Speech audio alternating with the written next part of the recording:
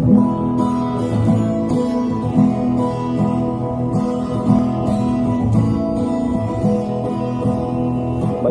makinig, matuto. Manood, makinig at matuto. May aral natin ang kwento ng bayan ko. Magandang araw! Isang bagong paglalakbay na naman mula sa kaba ng kwento ng bayan ko ang ating pagsasaluhan ngayon. Ako nga pala si Teacher Andrew, guro mula sa Dibisyon ng Zambales. At ako naman si Hannah Janie Barlongay, mag-aaral mula sa Mena Memorial National High School na maghahatid sa inyo ng mga kwentong kapupulutan ng aral. Ang babasahin namin ngayon ay isang kwento tungkol sa isang batang nangangarap na makakanta sa tunay na entablado. Pero may sarili siyang entablado. Tinawag niya itong entabladong digulong. Ano kaya ito? Ang kwentong ito ay pinamagatang Entabladong Digulong. Isinulat ito ng inyong abang lingkod, Andrew Valentino, mula sa Dibisyon ng Zambales at iginuhit naman ni Rafael Martinez mula sa Dibisyon ng Bulacan. At binigyang buhay sa anyo ng audio narration nina Andrew Valentino at Hannah Janie Barlongay. Handa na ba kayong maglakbay sa kaba ng mga kwento ng bayan ko? Halina't makinig!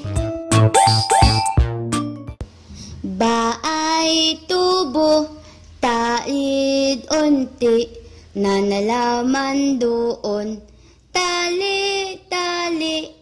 Sabi ni tatay, ito ang kauna-unahang kantang inawit ko sa aking entablado, sa aking entabladong digulong. At si tatay ang #1 fan ko sa aking bulol na bersyon ng Bahay Kubo. Wow! Singer ang anak ko! Lagi niyang binabanggit. Pangarap ko talagang maging singer at kumanta sa tunay na entablado. Kung may pagmamanahan ng husay sa pagkanta, siguradong kay Tatay Romeo ako nagmana. Dati kasi siyang bokalista sa isang banda. Bayang magiliw, perlas ng silanganan, alab ng puso, sa dibdib mo'y buhay. Turo ni Tatay Romeo sa akin nang minsan kaming napadaan sa isang paaralan malapit sa aming bahay. Yan ang una mong kakantahin kapag pumasok ka na sa paaralan, Lala. Sabi ni Tatay, kailangan ko po palang praktisin iyan, Tatay. Tugon ko naman. Tuwing araw ng Lunes, sa tuwing naririnig ko ang lupang hinirang na inaawit ng ibang bata sa paaralan, agad naman akong sasabay. Ako at ang aking entabladong digulong lamang ang nakaaalam kung lumilihis na ako sa tono o nawawala sa liriko ng kanta. Pero nariyan si tatay para agad akong turuan. Mali ang tono. Sundan mo ko. Ganyan, ganito. Isa pa. Dalawa na lang. Gawin nating 3. Paulit-ulit na paalala ni tatay. Kaya sa unang araw ng eskwela, bidang-bida ang pangalang Lala. Ang husay mo namang kumanta, Iha. Sabi ng isang matandang guro. Kabisado mo ang lupang inirang? Tanong naman ng kaklasikong mukhang matalino. Mang Romeo, may talento pong anak ninyo. Sabi ng isang alik kay tatay. Salamat po. Maagap na tugon naman ni tatay. Pwede na po ninyong iwan si Lala. Kami na pong bahala sa kanya. Sabi ng isang bata pang guro. Bigla akong kinabahan. May iwan ako sa paaralan? Aalis si tatay. Sino na ang tutulong sa aking magtulak ng aking entablado? Dumaan ang Martes, Miyerkules, Huwebes at Biyernes. Unti-unti rin akong nakakilala ng kapalit ni tatay sa pagtutulak ng aking entablado. Sina Andong, Mimi, at Entong, sila ang mga bago kong kaibigan. Tulong-tulong sila na itulak ang aking entablado papasok sa aming classroom. Salamat sa inyo, lagi kong sinasabi sa kanila. Dumating ang araw ng Sabado, araw ng pagsasama-sama namin ni na tatay, kuya at ate. Ito rin ang araw na madalas naming maalala si nanay. Ito rin ang unang araw na nagkaroon ako ng isang entablado, ang aking entabladong digulong nang mawala si nanay. Pasensya ka na, Lala. Baka pinagtatawanan ka sa eskwela dahil ikaw lang ang naka-wheelchair. Sana, hindi na lang tayo na aksidente noon. Pagsusumamo ni tatay. Ano ka ba naman, tatay? Kung hindi ako naka-wheelchair, wala akong makikilalang bagong kaibigan. Hindi ko makikilala sina Andong, Mimi at Entong. Kung hindi ako naka-wheelchair, hindi ako matututong kumanta. Ito kaya ang nagsilbi kong entablado. Ito ang aking entabladong digulong. Pangaalo ko kay tatay. Siya nga pala, bakit hindi mo handugan ng awit ang mga bago mong kaibigan? May ituturo ako sa iyong bagong kanta.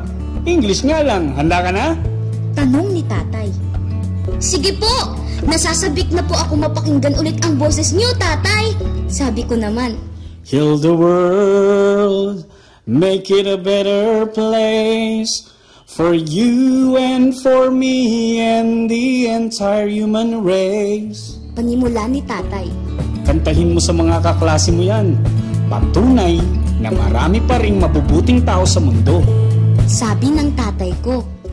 Araw ng linggo ang isa sa pinakamasayang araw ko. Ako kasi ang nagsisilbing #1 fan ng tatay ko sa araw na ito.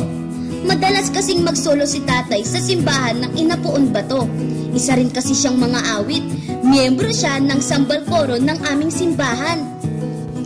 Walang sinuman ang nabubuhay para sa sarili lamang.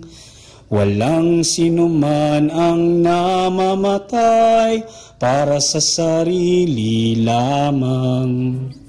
May damdamin ang pag-awit ni tatay. Madalas akong sumusunod sa bawat kantang inaawit ni tatay. Ibang klase ang pag-awit niya. Ibang klase ang mga awiting para sa Diyos. Nakakagaan ng loob. Nakawawala ng problema. Naaalis nito ang aking pinakamalaking problema. Sinabi iyon sa akin nina ate at kuya na hindi na raw ako makakalakad pa kahit kailan. Dumating na naman ang araw ng Lunes. Sabik kong iparinig kina Andong, Mimi at Intong ang itinurong kanta sa akin ni tatay. Doon tayo sa lilim ng punong mangga. May iparirinig ako sa inyo, aya ko sa aking mga kaibigan. Heal the world, make it a better place for you and for me and the entire human race. Panimula ko. May biglang pumalakpak sa aking likuran. Si Ma'am Lani pala, ang paborito kong guro. Lala, ipalilista kita sa singing contest dito sa ating paaralan. Banggit ni Ma'am. Tungkol sa pagmamahal sa kalikasan ang awit na maaaring kantahin. Dagdag pa niya. Pero, Ma'am, maaari po bang sumali ang gaya kong may kapansanan? Usisa ko sa aking guro. Oo naman, lahat tayo ay pantay-pantay sa mata ng tao, lalo na sa mata ng Diyos. Hindi hadlang ang pagiging PWD o may kapansanan, lalo na kung may angkin kang kakayahan. Paliwanag ni Ma'am, mag-practice ka lala, aasahan kita sa Biyernes. Dagdag pa niya. Pag-uwi sa amin, agad kong ibinalita kay tatay ang sinabi sa akin ni Ma'am. Tatay, sasali po ako sa singing contest sa paaralan. Sabik kong banggit kay tatay. O sige anak, susuportahan kita riyan. Masayang tugon ng tatay ko. Matutupad na ang pangarap mo na makakanta sa tunay na entablado. Dagdag pa niya. Opo, turuan mo ako tatay ng kantang patungkol sa pagmamahal sa kalikasan. Sabi ko kay tatay. Sige, ang kakantahin mo ay may pamagat na masdan mo ang kapaligiran. Tara anak, practice tayo. Anyaya sa akin ng tatay ko. Dumating ang araw ng Biyernes. Ito ang pinakahihintay kong araw ng patimpalak sa pag-awit. Maraming manonood ang nag-aabang sa bawat kalahok. Narito ang aking mga kaklase. Narito sina Andong, Mimi at Entong. Narito rin sila ate, kuya at ang #1 fan ko, si Tatay Romeo. Ang susunod na kalahok ay si Lala at Binkula. Ikaw na Lala, sabi ni Ma'am Lani. Gusto mo ba roon sa upuan sa entablado umupo? Bubuhatin ka na namin. Tanong niya sa akin.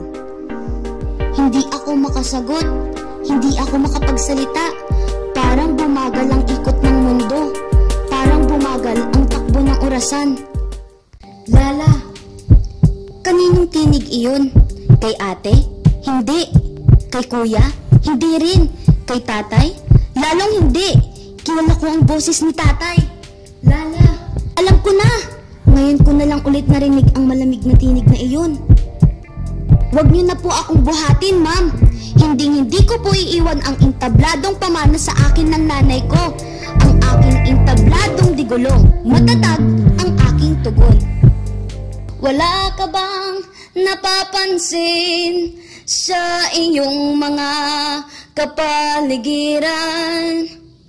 Kay dumi na ng hangin, pati na ang mga ilog natin. Sa huling bahagi ng kanta, pinilit kong tumayo, pero hindi ko talaga kaya.